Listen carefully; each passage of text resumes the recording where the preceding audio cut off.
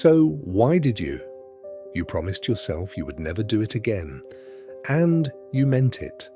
Not the way you mean things casually. The way you mean things at 3 in the morning alone with yourself when there is no audience and no performance, and you are simply telling the truth to the only person who has to live with it. This time would be different. A different relationship maybe, a different reaction, a different choice at the exact moment when the old choice had always appeared before. You understood what went wrong last time. You saw the pattern. You could trace it, name it, explain it. You might have spent years understanding it, and then one day, not dramatically, not all at once, you looked around and realized you were standing in the same place.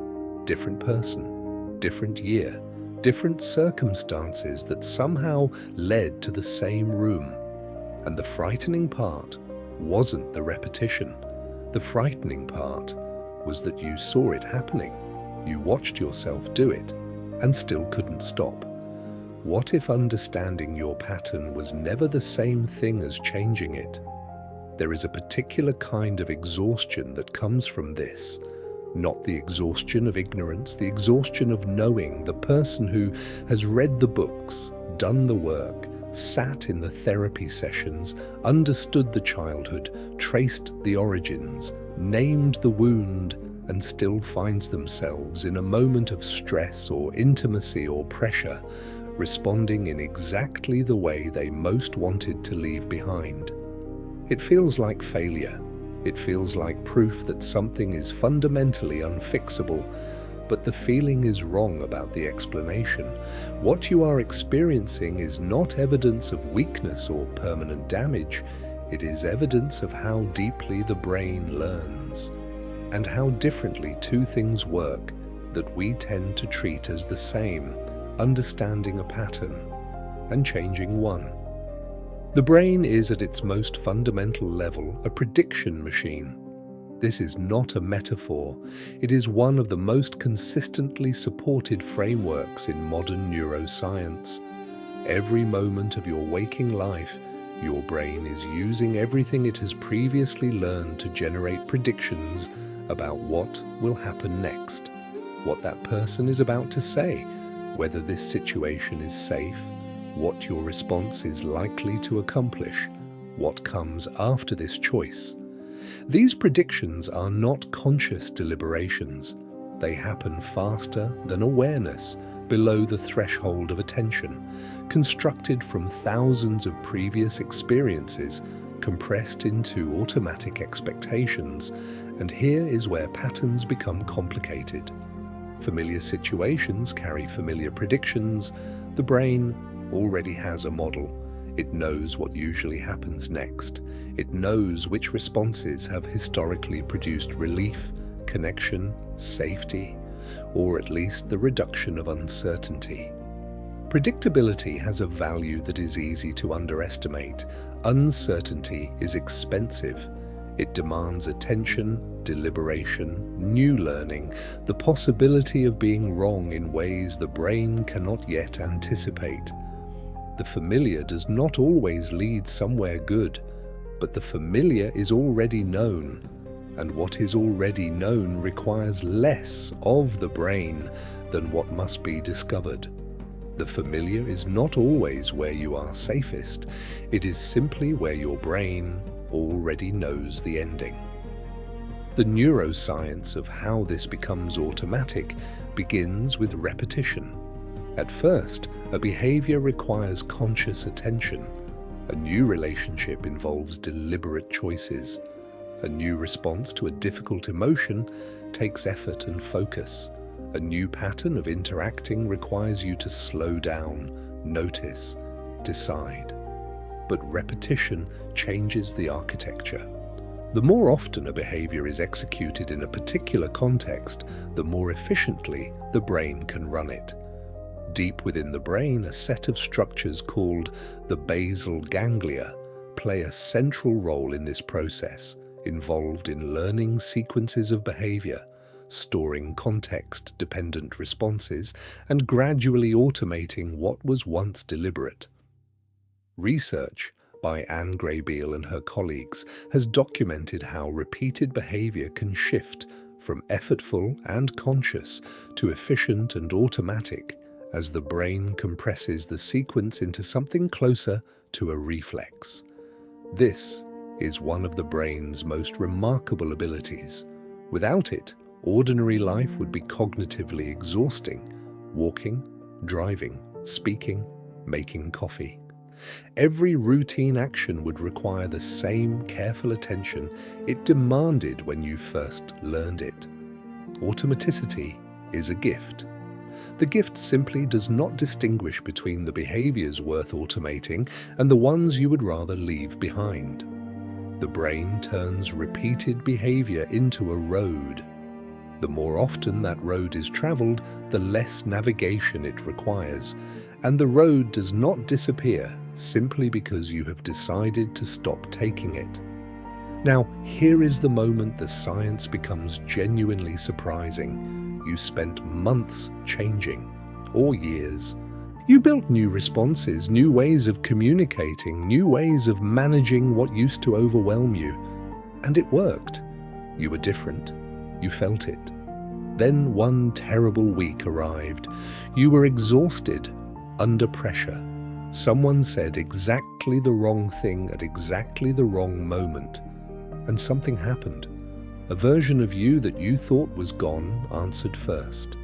The old reaction, the old sentence, the old choice. And afterward, you looked at what just happened and thought, I haven't changed at all. But that interpretation is not quite accurate. Research on how stress affects behavior suggests that under conditions of high cognitive load, fatigue, emotional overwhelm, and time pressure, the brain becomes more likely to rely on well-practiced, automatic responses rather than newer, more deliberate ones.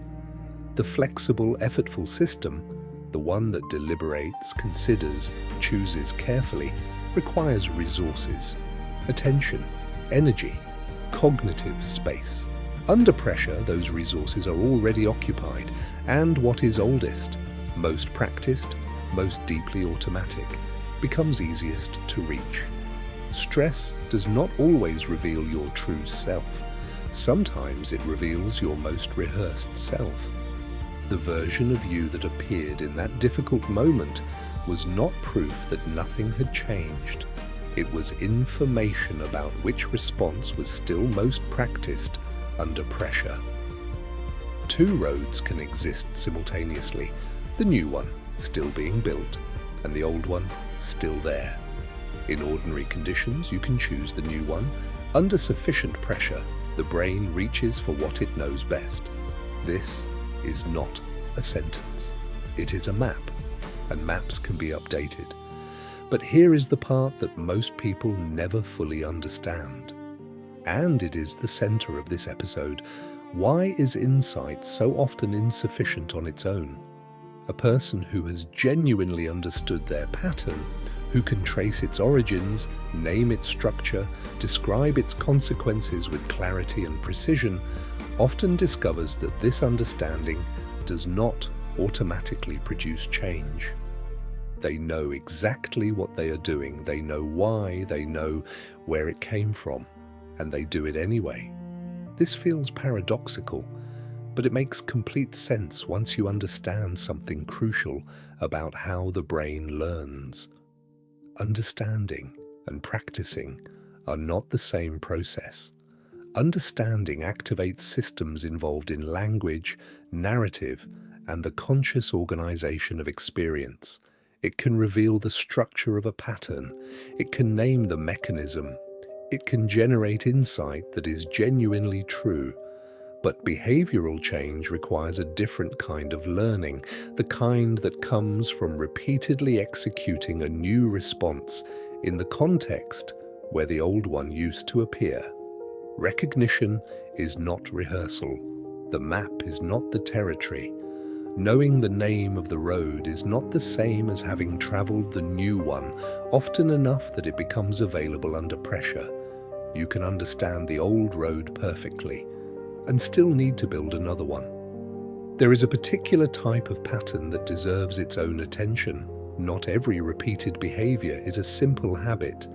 Some involve something more layered, what might be described as emotional learning. Patterns of expectation that developed not through simple repetition, but through repeated experience within relationships and emotionally significant contexts. These patterns can be especially resistant to conscious insight because they were not formed by conscious reasoning in the first place. The brain learned, through experience, what to expect, what usually follows closeness, what tends to happen when things go well, what the arrival of vulnerability has historically meant. These are not irrational. They were once accurate predictions. The brain learned from what actually happened. The difficulty is that the brain can sometimes apply those predictions to new situations where they are no longer accurate, not because the brain is broken, but because it is doing what brains do, using past experience to anticipate the future. And here is something worth understanding carefully. Some patterns are repeated not because they feel good, but because they feel predictable, because they produce a reduction in uncertainty, because they generate a form of relief, the relief of knowing what comes next, even when what comes next is something the person would rather avoid.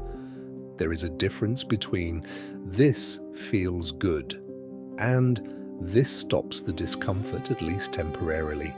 The second one is powerful in ways that conscious intention rarely matches. So, what can actually change this?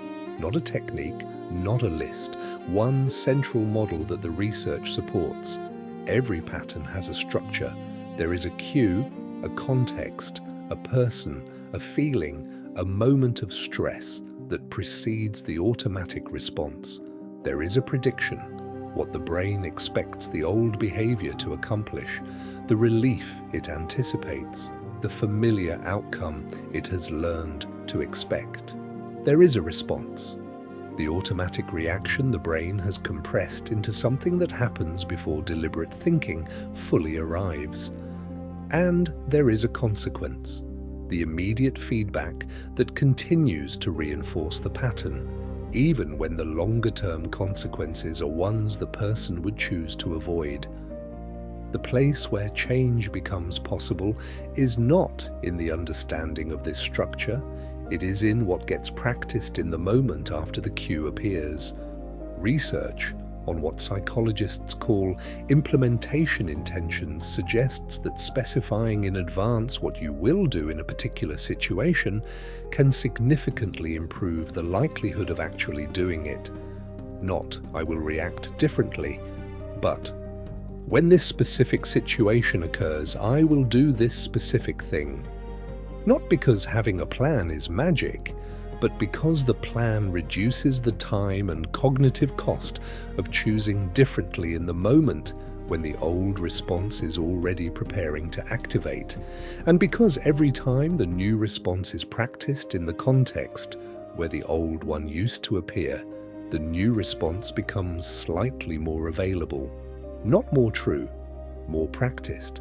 And practiced responses over time become easier to reach. The goal is not to erase the old pattern.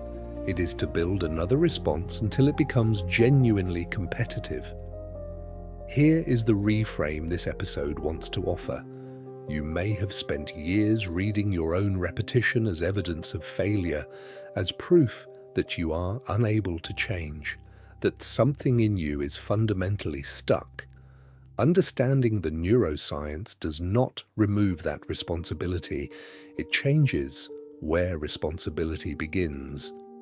You may not have consciously designed every pattern you learned, but what gets practiced from here forward is something you participate in. The brain explains why change is difficult. The same brain explains why change remains possible, because new responses, repeatedly practiced, can become more automatic over time, because old patterns, no longer reinforced, can become less dominant without disappearing entirely.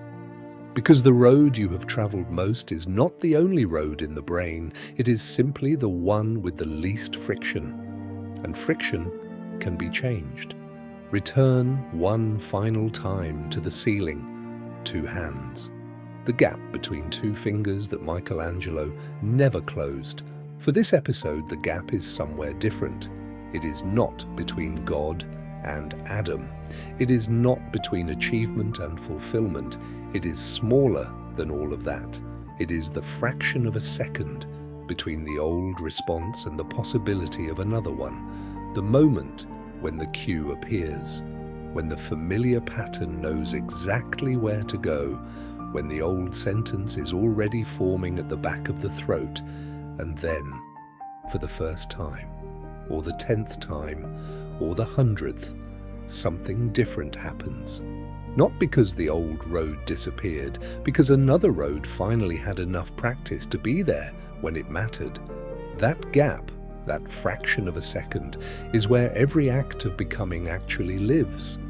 Not in the grand decisions, not in the moments of insight, in the ordinary, repeated, unglamorous practice of choosing differently when the old choice is already warm and ready and waiting.